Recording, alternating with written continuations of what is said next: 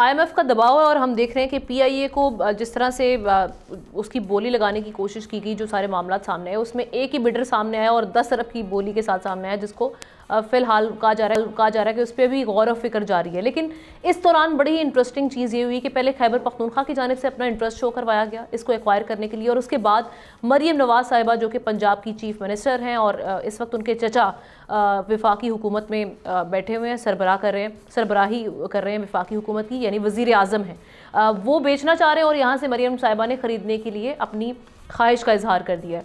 अब ये सारे मामले में क्या ये जो सूबाई हुकूमतें हैं इनको पीआईए को ख़रीदने में दिलचस्पी जाहिर करनी चाहिए एक्वायर करने के लिए, क्योंकि ये मामला फिर मुतनाज़ भी हो सकता है। किस तरह से हमारे पैनलिस्ट इसको देख रहे हैं? एहतशाम साहब देखिए आमना, मेरा ख्याल है इससे बड़ा मजाक कोई नहीं होगा, और मुझे तो लगता है कि जितना इस ट्रांजैक्शन जो नहीं हुई इससे प्राइवेटाइजेशन को, निजकारी को की साख को जितना नुकसान पहुँचा है, मेरा ख्याल है शायद बहुत ही क्लॉसल है। अब सवाल तो लोग यही कर रहे हैं, आप भी कर रही, मैं भी कर रहा हूँ कि 6 बिडर्स थे, आखिर में एक रह गया, वो 6 बिडर्स क्यों नहीं आने दिए? और इससे पहले 1 महीना पहले जो बिडिंग हो रही थी उसमें एक बिडिंग तो आके चलाया, हमारे टीवी पे भी उसको प्रोग्राम दिखाया गया कि जी मुझे अंदर ही नहीं आने दिया गया। तो ये बड़ा वाज़ेह तौर पे लग रहा है किसी एक ग्रुप को सपोर्ट करने के लिए सब कुछ धंधा किया गया था। और दूसरा ये देखें हम ना कि एक ग्रुप जो है रियल इस्टेट वाले हैं जिन्होंने कोई तजर्बा नहीं एयरलाइन का, उन्हें देने की बात की गई, और देखें $10 बिलियन 85 बिलियन रेफरेंस प्राइस रखी। अब वो कहते नहीं जी वो तो हमने उनकी लाइबिलिटी शामिल करके 210 बिलियन की हमने ऑफ़र की थी, जो कि मैं नहीं समझता ऐसी बात थी। देखिए अब यह कि फॉरेन इन्वेस्टर को हमने क्या मैसेज दिया कि जी पाकिस्तान में ये भी है कि जो रेफरेंस प्राइस दी जाती है बहुत बढ़ा के दी जाती है, नतीजतन वो कहते हैं कि ये शायद ठीक नहीं होगा। तो अब देखें ना, अब सवाल तो लोग कर रहे हैं कि ऐसा क्यों किया गया, और इसलिए किया गया कि जी किसी एक को फ़ायदा पहुंचाना था। अदरवाइज़ आप देख लें जिस तरीके से 800 अरब की एक लाइबिलिटी है उसकी, उस पर कोई बात नहीं कर रहा। और दूसरा उन्होंने कहा था हुकूमत ने कि $500 मिलियन जो भी इन्वेस्टर आएगा $500 मिलियन इन्वेस्ट करेगा, उसने किसी का नाम ही नहीं लिया। और फिर ये आमना मुझे बताएं, जो बंदा ख़रीदार है उसको आप कहें कि जी ये जो 7000 मुलाजमीन हैं 3 साल के लिए रखे, भाई वो क्यों रखे? गैर ज़रूरी लोगों की वजह से, सियासी बुनियादों पे भर्ती की वजह से आज पीआईए का हाल हुआ है, आप उन्हें कह रहे हैं रखें। तो मेरा ख्याल है इनिशियली जो ये प्लान किया गया गलत तरीके से किया गया। अभी इसके बाद क्या मैसेज आएगा? स्टील मिल को आप पीपल्स पार्टी वाले नहीं आने दे रहे, वो कहते हैं जी हम ले लेंगे, ना वो लेते हैं ना कुछ करते हैं। देखिए स्टील मिल मुझे याद है 2004-05 में वो $345 मिलियन की ऑफ़र लगी थी, इफ्तिखार चौधरी जड़ों में बैठ गए, उन्होंने जनाब नहीं होने दी, आज उसको $30 मिलियन पे भी कोई लेने के तैयार नहीं। तो ये पीआईए जो ऑपरेशनल जहाज आप देख लें 33 में से 18 जहाज रह गए, इसको कौन चलाएगा? तो मेरा ख्याल है जब तक शफाफियत नहीं रखी जाएगी चीज़ें ठीक नहीं होंगी। ये बहुत ज़रूरी है। डॉक्टर साहब ये वैसे सूबाई हुकूमतें इंटरेस्टिंग क्यों है ख़रीदने में? इसको तो सफ़ेद हाथी लाइबिलिटी है ख़जाने पर, तो ये एकदम से सबकी दिलचस्पी क्यों पैदा हो गई इसमें? चलिए आपके सवाल के ही ले लेते हैं। पहली बात तो ये है कि इस वक्त जो पीआईए का कुल असासा है, असाजात की जो रकम है वो तकरीबन 73 अरब रुपए है, ठीक है जी। और इन्होंने जो बिड रखी थी 85 अरब रुपए के करीब रखी थी, और ऑफ़र आई है 10 अरब, और एक और जो है वो पाकिस्तान में उन्होंने 20 अरब की बात की है।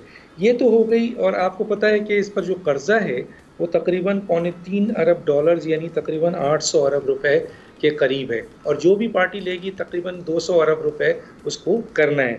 अब रही पंजाब की बात, तो मेरी समझ में नहीं आया सर मैडम कि एक ऐसा शख्स जो इस मुल्क का, पंजाब का वज़ीर ख़जाना रहा हो, जो इस मुल्क के पंजाब का वज़ीर आला रहा हो, और जो इस मुल्क का 3 दफ़ा वज़ीर आज़म रहा हो, वो ये कहता है कि पीआईए को जो है वो पंजाब हुकूमत ख़रीद ले। वो सवाल ये पैदा होता है कि ये मसलन कहाँ से आपने ये चीज़ अख़ज़ किया? मसलन सर पीटने को के आता है कि एक ऐसा शख्स जो 3 दफ़ा वज़ीर आज़म रहा हो। सर उनकी साहबजादी की ख्वाहिश है, नन्ही सी ख्वाहिश।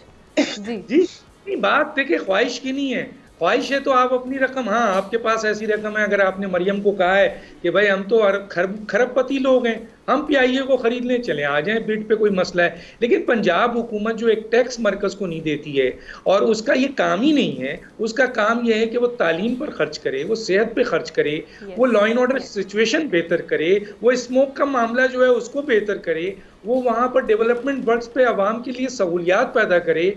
तो ये काम है पंजाब हुकूमत का, और उसके लिए पंजाब हुकूमत हाथ उठा के बैठी है कि हमारे पास फंड नहीं है। वो मरकज की तरफ देख रही है कि मैं सब पैसा दो भाई, पैसा दो, टैक्स तो आप पैदा करते नहीं है, आप सिंध तो नहीं है, कराची तो नहीं है, और आप खरीदने चले हैं पीआईए को बताइए कौन सा रूल्स है, कहाँ का रूल्स है, किस तरीके से है, क्या है आपके पास। हाँ, मैं नवाज शरीफ साहब से गुजारिश करूंगा ये तमाम बात कहने का कि अगर और देखिए चेले जो इनके चेले हैं ना पीएमएलएन के जो हुकूमतों में बैठे हैं, खासतौर पे जो आपके जो खुशामद पसंद लोग हैं, यार निकल के आ गए जी मियां नवाज शरीफ ने कह दिया अब हम तैयारी कर रहे हैं कि पंजाब हुकूमत जो है वो खरीद लेगी। ओ भाई खैर कहाँ से खरीदेगी, कौन सा कानून है, कौन सा रूल्स है, तो पहले सूबे को दिया गया है, और दूसरा ये है कि ये पैसा कहाँ से लाएंगे जरा बताएं तो, आइए जस्टिफाई तो करें। हाँ, अगर नवाज शरीफ साहब अपने खरबों रुपए में जो उन पर कहा जाता खरबपति आदमी है वो खरीदना चाहें, मरियम नवाज खरीदना चाहें, अपनी निजी एयरलाइंस बनाना चाहें, तो वो रिक्वायरमेंट पूरी करें जो रिक्वायरमेंट है। बाकी एक ऐसा शख्स जो मुल्क का 3 दफा वजीर आजम रहो, मरकज को भी जानता हो, वजीर खजाना भी रहो, पंजाब का वजीर आला भी रहो, ये एक मजाक बन चुका है। बिल्कुल जुल्फिकार साहब, ये पर्सनली एक्वायर क्यों नहीं कर रही शरीफ फैमिली? अगर इतना बड़ा मसला है जी, IMF का दबाव है और उस कंडीशन को भी पूरा करना है जो टर्म्स रखी गई, तो वो पर्सनली एक्वायर कर लें, मामला तो इनके ठीक ठाक है। देखें, बात यह है कि मुझे कोई ये मजाक लगता है, कोई इतना ज़्यादा कोई संजीदा बात नहीं है। वहाँ अली अमीन गंडापुर साहब ने जो है ना एक भड़क मार दी कि मैं बिड देने के लिए तैयार हूँ, उसके जवाब में उन्होंने भी एक ये बात कर दी। ये कुछ संजीदा बिल्कुल नहीं है, और जिस तरह भी बात की गई, दानिश साहब ये बात कर रहे थे, और ये बिल्कुल हुकूमतों का क्या काम है, वो कारोबार करना, कि हुकूमत सूबाई हुकूमतें कारोबार करें, वो सूबाई हुकूमत जो पब्लिक का पैसा है किस कानून के तहत कहीं वो इन्वेस्ट करेंगे, किस चीज़ पर वो लगाएंगे, किस तरह उनका काम नहीं है।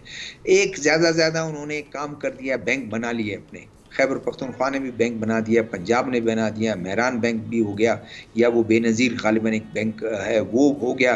बोलान बैंक बना नहीं सके, कोशिश की उन्होंने, वो बलूचिस्तान की हुकूमत तो खैर वैसे ही खुदा हाफिज़ है, वो नहीं बना सके। मुझे लगता है अलबत्ता ये मजाक ज़रूर है कि क्या 10 अरब रुपए जो उसका वो आया, और उसके बाद ये निजकारी जो है उसके किस तरह करेंगे, क्योंकि पीआईए का हाल बहुत बुरा है। सियासी बुनियादों पर जो पार्टी भी आई उसने भी जो है सैकड़ों की तादाद में लोगों को खपाया, अपने लोगों को, अपने कारकुनों को, अपने वोटर्स को, या जो उनको वोट देते थे। उस वक्त उसकी सूरत-ए-हाल ये हो गई कि अभी जो है दिन के जो है करोड़ों रुपए जो है ना वो उसके नुकसान हो रहे हैं, लेकिन बुझी चल रही है। अब वो एयरक्राफ्ट इंजीनियर्स ने प्रेस कॉन्फ्रेंस की, वो भी मजाक कर रहे हैं कि जी हमारा क्या होगा और किस तरह होगा।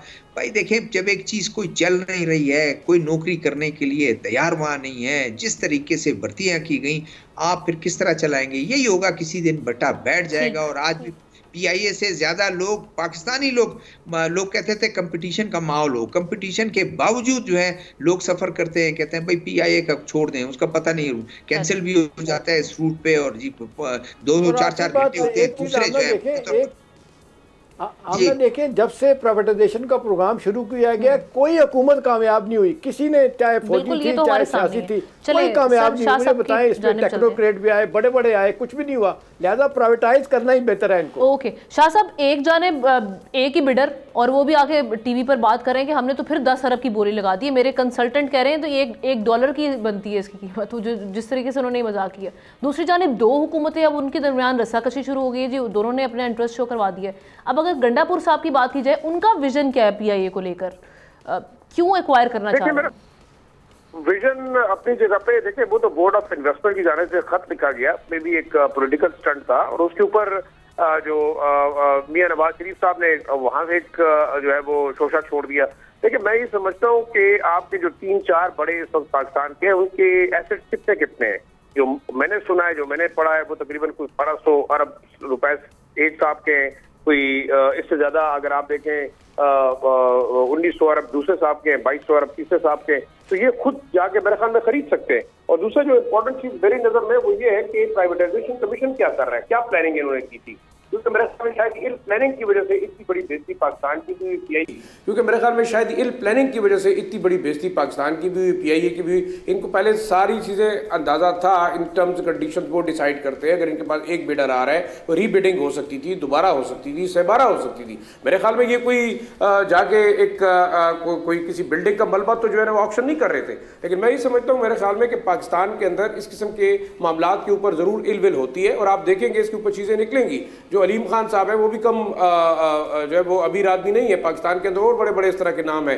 तो मेरे ख्याल में इंडिविजुअली, जैसे डॉक्टर साहब ने कहा कि हम इंडिविजुअल्स तो खरीद सकते हैं लेकिन हुकूमतों का काम नहीं है। बिल्कुल, हुकूमत कभी भी इस चीज़ के अंदर अगर अपने आप को इन्वॉल्व करना चाहती है तो उसका एक शायद शोशा हो सकता है, एक पोलिटिकल स्टंट हो सकता है, जस्ट टू कहते हैं अपने अवाम के अंदर मकबूलियत हासिल करने के लिए। वो शायद कि उनको बड़ा दुख है अपने एसेट्स का और अपने कौमी जो इदारे हैं उनका। अदरवाइज मैं नहीं समझता कि किसी किस्म की जो है वो सीरियस ये हो सकती है ना पंजाब गवर्नमेंट की तरफ से, ना जो है वो खैबर पख्तूनख्वा गवर्नमेंट की तरफ से। आपने एक स्टेटमेंट, ठीक है, डॉक्टर साहब भी कुछ ऐड करें। छोटा सा स्टेटमेंट ये है कि अली अमीन गंडापुर अभी नए सदर, वो नए वज़ीर आला बने, वो कोई पुराने सियासतदान या हुकूमती ओहदे पे नहीं रहे हैं वो, और इस किस्म की फजूल बातें करते रहते हैं, बड़ी बड़ी बातें करते हैं। लेकिन नवाज शरीफ साहब से ये उम्मीद नहीं की जा सकती थी कि वो इतना बड़ा ब्लंडर मारेंगे। 3 दफ़ा वज़ीर आज़म रहे हैं, एक दफ़ा, कई दफ़ा, 2 दफ़ा मेरा ख्याल है शायद वज़ीर आला रहे हैं